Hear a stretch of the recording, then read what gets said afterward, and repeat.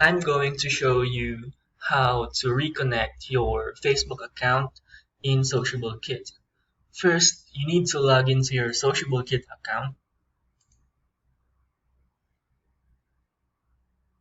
Go to Solutions section, and on the sidebar, go to the Account menu, then click Disconnect Facebook.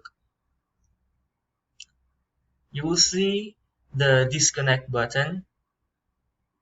Click this,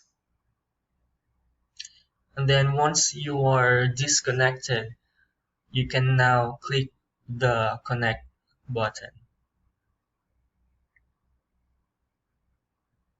You need to be logged into Facebook, and then you will see this pop up.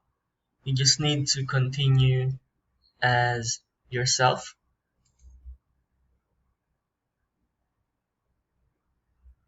and then you need to go back to your solution. For example, in my case, I need the Facebook page posts to be refreshed, and then so click the edit button, click the select button, and then you need to select your target Facebook page. Once selected, you need to click the Save Changes button.